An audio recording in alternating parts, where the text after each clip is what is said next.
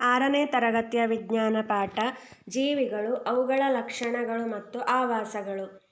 ನಾವು ಹಿಂದಿನ ತರಗತಿಯಲ್ಲಿ ಪರ್ವತ ಪ್ರದೇಶಗಳಲ್ಲಿ ಹಾಗೂ ಮರುಭೂಮಿಗಳಲ್ಲಿ ಜೀವಿಗಳು ಹೇಗೆ ಹೊಂದಾಣಿಕೆಯನ್ನು ಮಾಡಿಕೊಂಡಿವೆ ಎಂಬುದರ ಬಗ್ಗೆ ತಿಳಿದುಕೊಂಡಿದ್ದೇವೆ. ನೀವು ಭೇಟಿ ನೀಡಿದ ವಿಭಿನ್ನ ಸ್ಥಳಗಳಿಂದ ತಂದು ಸಂಗ್ರಹಿಸಿದ ಎಲೆಗಳು, ಗರಿಗಳು, ಮಣ್ಣಿನ ಮಾದರಿಗಳು ಮತ್ತು ನೀವು ಬರೆದಿರುವ ಚಿತ್ರಗಳು, ಇದನ್ನೆಲ್ಲ ದಾಖಲಿಸಿರುವ ನಿಮ್ಮ ಸ್ಕ್ರ್ಯಾಪ್ ಬುಕ್ಕನ್ನು ತರಗತಿಯೊಂದಿಗೆ ಹಂಚಿಕೊಳ್ಳಿ.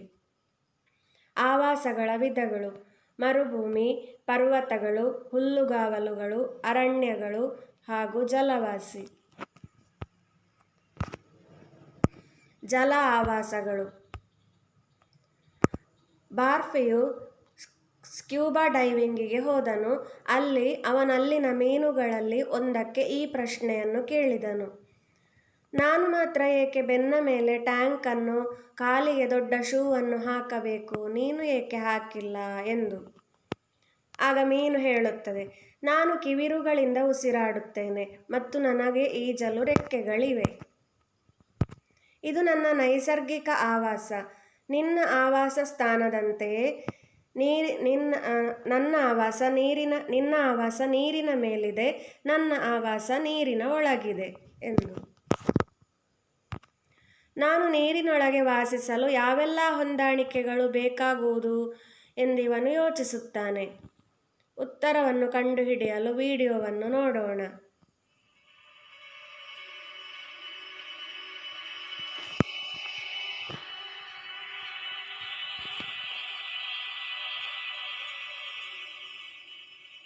Can humans live underwater? Can fish live outside of water? Neither will be able to live because humans cannot breathe underwater, and fish cannot breathe outside water. Like all organisms, fish have adapted to their habitats and surroundings. Adaptation is a change that takes place over time. These changes can affect the shape and function of a fish's body parts and even its behavior. And these adaptations have helped them survive in a watery world. The body shapes of fishes help them swim slow or fast, either to catch prey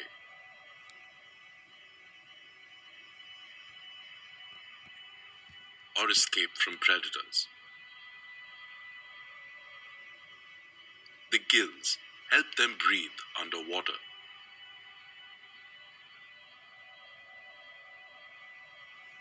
As a fish swims, it opens its mouth and water passes through and over the gills.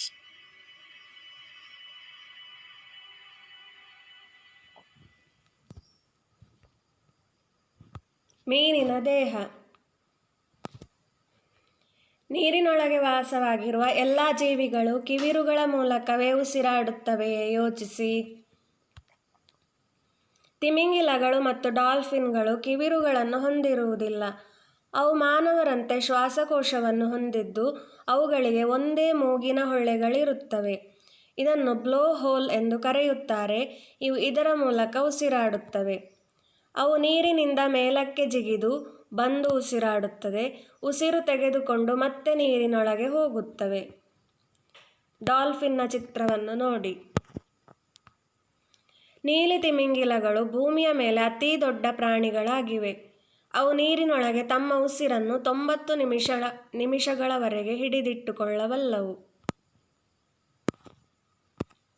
ತಿಮಿಂಗಿಲವು ತನ್ನ ಬ್ಲೋಹೋಲ್ ಮೂಲಕ ಉಸಿರಾಡುವುದನ್ನು ಈ ಸಣ್ಣ ವಿಡಿಯೋದ ಮೂಲಕ ನೋಡೋಣ.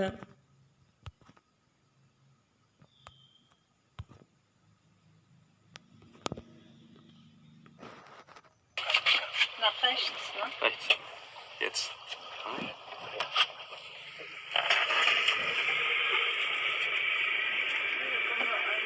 Ja. Oh, híjole.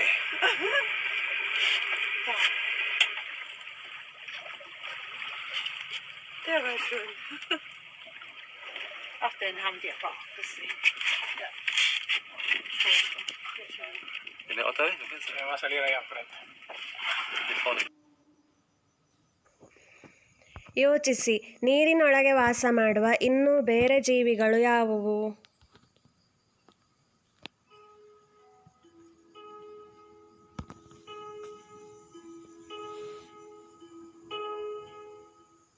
Earth is a blue planet.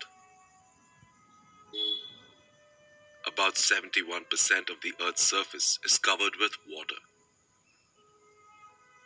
From the cold waters of the Antarctic in the south to the warm tropical waters near the equator,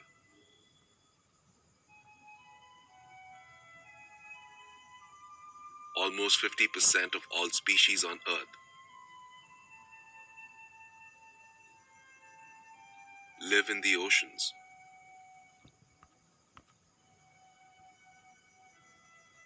From the smallest organisms to the biggest.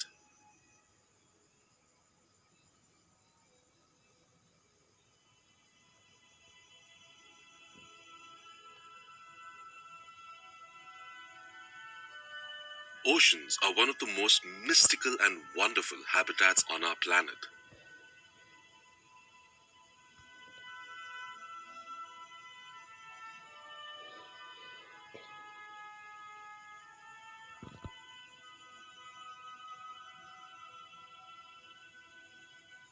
They have some of the most fascinating organisms.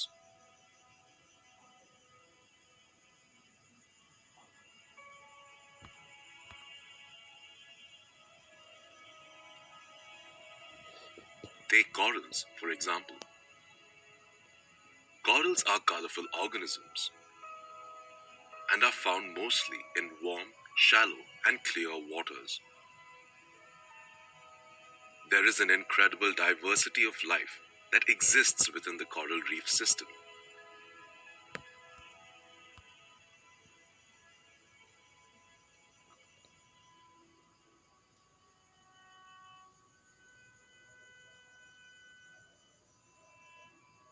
Coral polyps are large colonies of immobile tiny organisms that coexist. Some of these polyps form a soft skeleton on its outside and rely on filter feeding to collect food.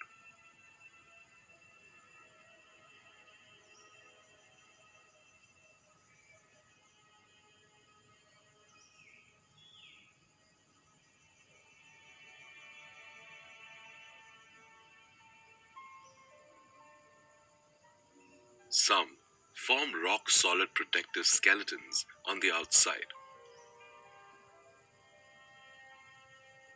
which alter the form of the shallow sea floors.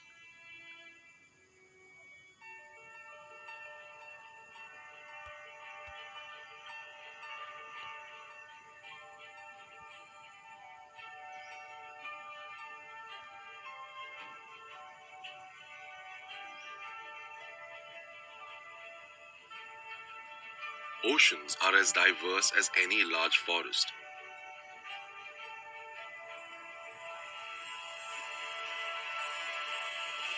And we all share this blue planet.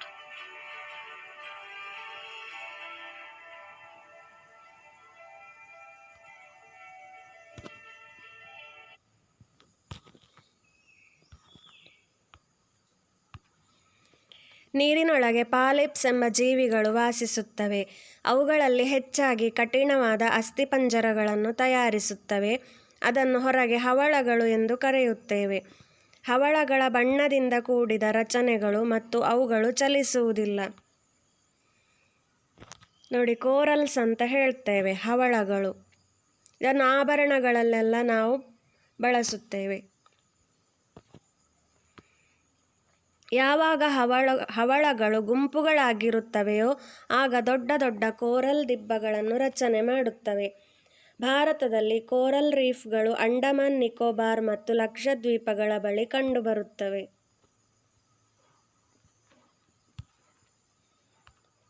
The Great Barrier Reef ಆಸ್ಟ್ರೇಲಿಯಾದಲ್ಲಿದೆ. ಇದು ಪ್ರಪಂಚದಲ್ಲೇ ಅತಿ ದೊಡ್ಡ coral reef ಹವಳದ ದಿಬ್ಬ ಆಗಿದೆ.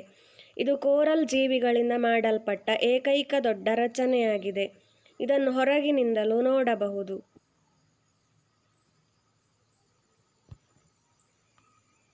ನೀವೆಂದಾದರೂ ಕೆರೆ, ಸಮುದ್ರ, ಸಾಗರ ಅಥವಾ ನದಿಯ ನೀರನ್ನು ಕುಡಿದು ರುಚಿ ನೋಡಿದ್ದೀರಾ? ನೀರಿನ ರುಚಿ ಒಂದೇ ಆಗಿದೆಯೇ ಅಥವಾ ವಿಭಿನ್ನವಾಗಿದೆಯೇ? ಸಾಗರಗಳು ಮತ್ತು ಸಮುದ್ರಗಳು ಉಪ್ಪು ನೀರನ್ನು ಹೊಂದಿವೆ. ಕೆರೆಗಳು, ಸರೋವರಗಳು, ನದಿಗಳ ನೀರು ತಾಜಾವಾಗಿದ್ದು ಹೆಚ್ಚು ಉಪ್ಪಿನ ಅಂಶ ಇರುವುದಿಲ್ಲ. ನದಿಗಳಲ್ಲಿ, ಸರೋವರಗಳಲ್ಲಿ ಹಾಗೂ ಸಮುದ್ರಗಳಲ್ಲಿ ವಾಸಿಸುವ ಪ್ರಾಣಿಗಳು ನೋಡಲು ಒಂದೇ ತರಹ ಇರುತ್ತವೆ, ಆದರೆ ಪ್ರತಿಯೊಂದು ವಿಭಿನ್ನವಾಗಿರುತ್ತವೆ. ಅವು ತಮ್ಮ ಆವಾಸ ಸ್ಥಾನಗಳಲ್ಲಿ ಉಪ್ಪಿನ ಅಂಶಕ್ಕೆ ತಕ್ಕಂತೆ ಹೊಂದಾಣಿಕೆಗೊಂಡಿರುತ್ತವೆ.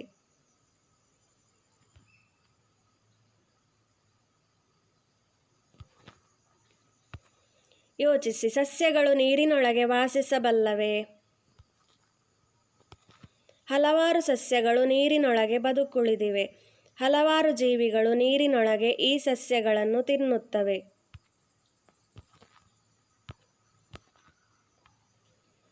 ಭೂಸಸ್ಯ ಹಾಗೂ ಜಲಸಸ್ಯಗಳ ಬೇರುಗಳಲ್ಲಿನ ವ್ಯತ್ಯಾಸಗಳನ್ನು ವಿಶ್ಲೇಷಿಸಿ ಹಾಗೂ ಚರ್ಚಿಸಿ. ಎಲೆ, ಕಾಂಡ ಹಾಗೂ ಬೇರುಗಳನ್ನು ಗಮನಿಸಿ ವ್ಯತ್ಯಾಸವನ್ನು ಪಟ್ಟಿ ಮಾಡಿ. ಭೂಸಸ್ಯಗಳಲ್ಲಿ ಬೇರುಗಳು ಬಹುಮುಖ್ಯ ಪಾತ್ರ ವಹಿಸುತ್ತವೆ. ಮಣ್ಣಿನಿಂದ ನೀರನ್ನು, ಪೋಷಕಾಂಶಗಳನ್ನು ಹೀರಲು ಬಹುಮುಖ್ಯವಾಗಿವೆ. ಜಲಸಸ್ಯಗಳಲ್ಲಿ ಬೇರುಗಳು ಚಿಕ್ಕ ಗಾತ್ರದಲ್ಲಿರುತ್ತವೆ ಹಾಗೂ ಅವುಗಳ ಪ್ರಮುಖ ಕಾರ್ಯ ಸಸ್ಯವನ್ನು ಒಂದೇ ಜಾಗದಲ್ಲಿ ಹಿಡಿದಿಡುವುದು. ಜಲಸಸ್ಯವು ಕೆಲವು ಹೆಚ್ಚಿನ ಸಸ್ಯಗಳು ನೀರಿನಲ್ಲಿ ತೇಲಿಕೊಂಡಿರುತ್ತವೆ. ಕೆಲವು ಜಲಸಸ್ಯಗಳ ಬೇರುಗಳು ನೀರಿನೊಳಗೆ ಇರುವ ಮಣ್ಣಿಗೆ ಅಂಟಿಕೊಂಡಿರುತ್ತವೆ. ಇನ್ನು ಕೆಲವು ನೀರಿನಲ್ಲಿ ತೇಲುತ್ತಿರುತ್ತವೆ. ಇನ್ನು ಕೆಲವು ಎರಡೂ ರೀತಿಯಲ್ಲಿರುತ್ತವೆ. ಜಲಸಸ್ಯಗಳ ಚಿತ್ರಗಳನ್ನು ನೋಡಿ.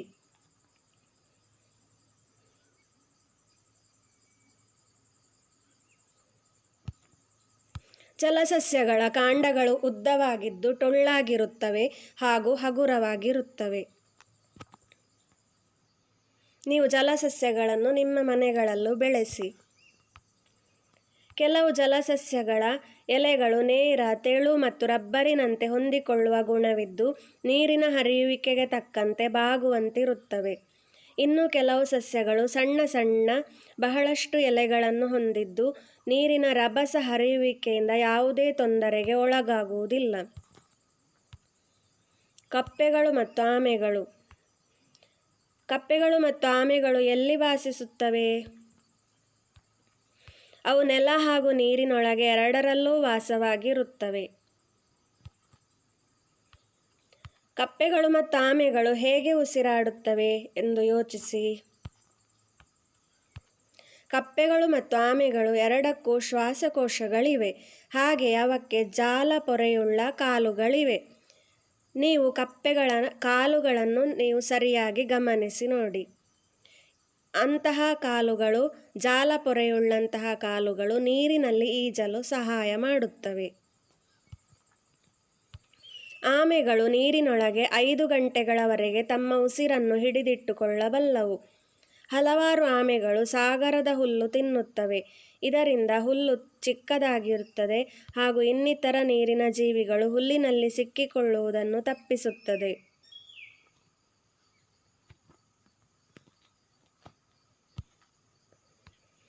ಕಪ್ಪೆಗಳು ಕಿವಿರುಗಳನ್ನು ಹೊಂದಿರುತ್ತವೆ. ಇದು ನೀರಿನೊಳಗೆ ಉಸಿರಾಡಲು ಸಹಾಯ ಮಾಡುತ್ತದೆ. ಕಪ್ಪೆಗಳು ಬಲವಾದ ಹಿಂದಿನ ಕಾಲುಗಳನ್ನು ಹೊಂದಿವೆ. ಇದರಿಂದ ಅದು ವೇಗವಾಗಿ ನೆಗೆದು ಬೇಟೆಯನ್ನು ಹಿಡಿಯಲು ಸಹಾಯವಾಗುತ್ತದೆ.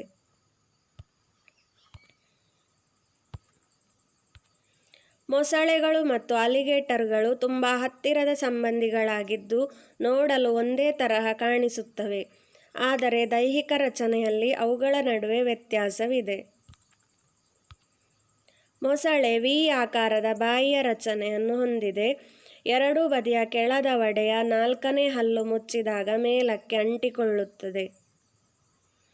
ಅಲಿಗೇಟರ್ಗಳು ಯು ಆಕಾರದ ಬಾಯಿಯ ರಚನೆಯನ್ನು ಹೊಂದಿವೆ. ಮೇಲಿನ ದವಡೆಗಳು ವಿಶಾಲವಾಗಿರುವುದರಿಂದ ಇದರ ಒಳಕ್ಕೆ ಸೇರಿಕೊಳ್ಳುತ್ತದೆ.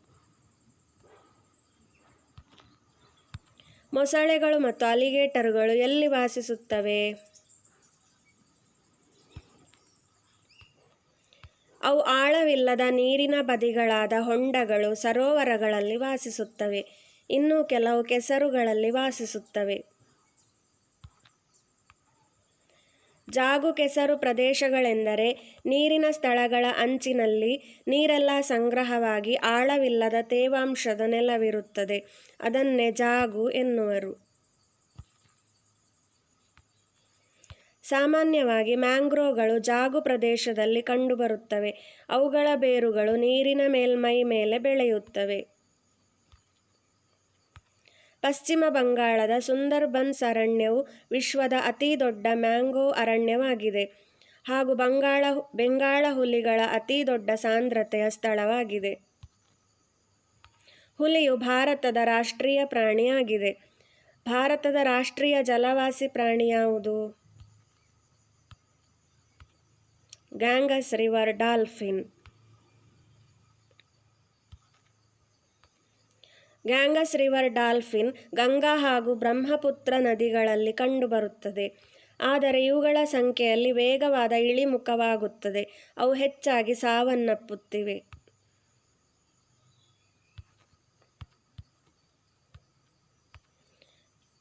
ಗ್ಯಾಂಗಸ್ ರಿವರ್ ಡಾಲ್ಫಿನ್ಗಳು ಅಪಾಯದಲ್ಲಿವೆ ಏಕೆ? ಸಾಧ್ಯವಿರುವ ಕಾರಣಗಳನ್ನು ಪಟ್ಟಿ ಮಾಡಿ. ಇವು ನದಿಗಳಿಗೆ ಎಸೆಯುವ ಪ್ಲಾಸ್ಟಿಕ್ ತ್ಯಾಜ್ಯಗಳನ್ನು ತಿನ್ನುತ್ತವೆ. ಈ ಡಾಲ್ಫಿನ್ಗಳು ಕಾರ್ಖಾನೆಯ ರಾಸಾಯನಿಕ ತ್ಯಾಜ್ಯಗಳಾದ ಟಾಕ್ಸಿಕ್ಕಿನ ಸಂಪರ್ಕಕ್ಕೆ ಬರುತ್ತದೆ. ಕೆಲವು ವೇಳೆ ಈ ಡಾಲ್ಫಿನ್ಗಳು ಮೀನಿನ ಜಾಲಗಳಿಗೆ ಸಿಕ್ಕಿಕೊಳ್ಳುತ್ತವೆ. ಉಸಿರಾಡಲು ನೀರಿನ ಮೇಲೆ ಬರಲು ಸಾಧ್ಯವಾಗುವುದಿಲ್ಲ. ಆವಾಸ ಸ್ಥಾನಗಳ ಬಗ್ಗೆ ಯೋಜನೆ ಕಾರ್ಯ. ನಿಮಗಿಷ್ಟವಾದ ಆವಾಸವೊಂದನ್ನು ಆಯ್ಕೆ ಮಾಡಿ ಮತ್ತು ಎಲ್ಲ ಜೀವಿಗಳು ವಾಸವಾಗಿರುವಂತೆ ಅದರ ಮಾದರಿಯನ್ನು ತಯಾರಿಸಿ. ಇದಕ್ಕಾಗಿ ನೀವು ತ್ಯಾಜ್ಯ ಪದಾರ್ಥಗಳಾದ ಪ್ಲಾಸ್ಟಿಕ್, ಬಾಟಲಿಗಳು, ಬ್ಯಾಗ್ಗಳು, ಡಬ್ಬಗಳು, ಕಡ್ಡಿಗಳು ಮತ್ತು ಎಲೆಗಳನ್ನು ಉಪಯೋಗಿಸಿ ಮಾದರಿಯನ್ನು ತಯಾರಿಸಬಹುದು. ಮಾದರಿಯನ್ನು ನಿಮ್ಮ ತರಗತಿಯಲ್ಲಿ ತೋರಿಸಿ. ಧನ್ಯವಾದಗಳು.